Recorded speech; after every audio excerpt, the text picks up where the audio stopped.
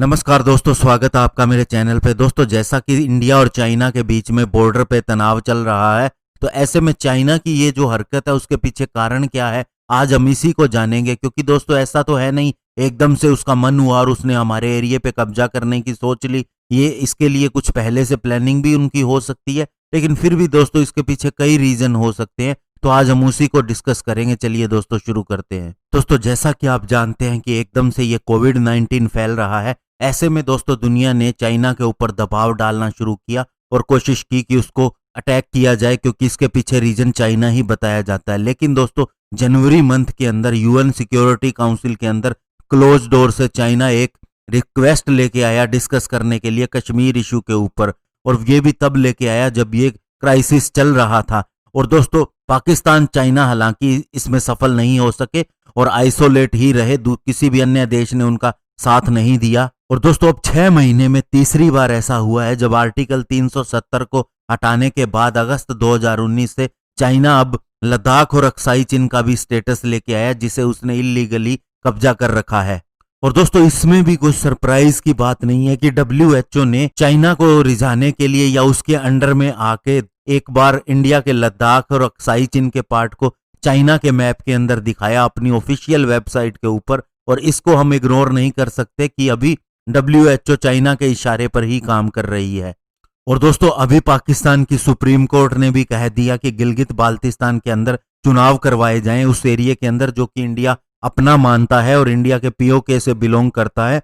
उसके बाद में दोस्तों इंडिया ने भी बाल्टिस्तान और मुजफ्फराबाद का वेदर दिखाना शुरू कर दिया जम्मू कश्मीर के साथ में ही। और दोस्तों इसके अलावा चाइना की जो BRI प्रोजेक्ट है, जो कि $60 बिलियन का CPEC उसके तहत प्रोजेक्ट है, वो इसी के थ्रू गुजरता है।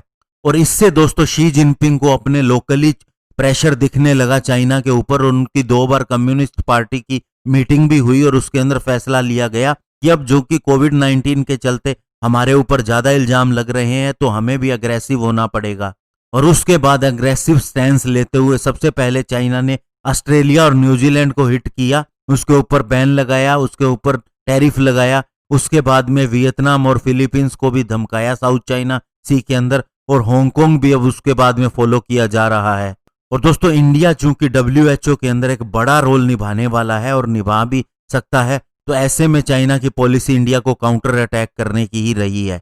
और इससे पहले इंडिया का डोकलाम के अंदर इंडिया चाइना का 73 दिन का एक स्टैंड ऑफ रहा था। उस समय दोस्तों चाइना अमेरिका को भी बीच में ला सकता था नेगोशिएशन के लिए, लेकिन अभी उसकी स्थिति नहीं है। और हालांकि अभी उसने जान के 3 पॉइंट चुने हैं। सिक्किम के नाकुला के अंदर पहली भिड़ंत हुई और उसके बाद लद्दाख के अंदर फ्लैश पॉइंट बना पेंगोंग लेक के नजदीक। और इसके पीछे सिर्फ एक कारण ये भी है, इंडिया की 255 किलोमीटर लंबी सड़क जिसे इंडिया बनाने जा रहा है, स्पेशली ये LOC को अक्साई चीन से जोड़ती है। तो इस एरिया में इंडिया स्ट्रांग ना हो, इसके पीछे चाइना प्रोटेस्ट कर रहा है। और उसके बाद दोस्तों अगला जो मामला था वो था लिपुलेख पास के ऊपर, जहां राजनाथ सिंह जी ने एक सड़क का उद्घाटन किया जो नेपाल के साथ में लगता है। नेपाल ने इसका विरोध किया। उसके बाद में नया मैप भी दिखाया, बहुत सालों से पुरानी ट्रीटी जो थी उसे तोड़ दिया। तो ये भी दोस्तों चाइना की एक चाल है इंडिया को इस तरह से मजबूर करने के लिए कि वह जो ग्लोबल अलायंस चलेगी चाइना के अगेंस्ट में उसको ज्वाइन न करे,